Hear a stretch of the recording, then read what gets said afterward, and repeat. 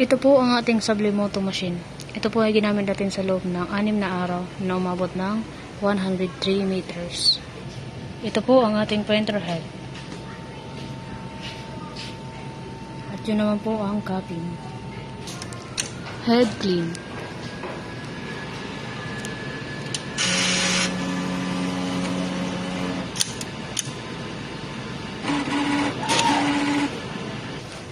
Nozzle check.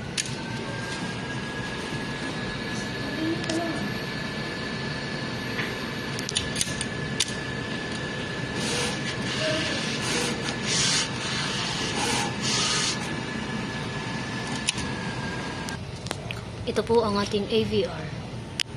Ang ating ink system ay tama lang.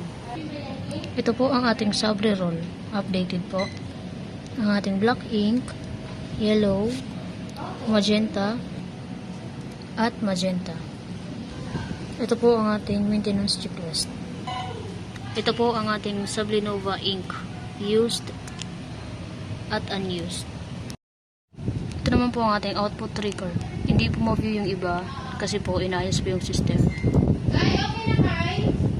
Pati din po sa may withdrawal.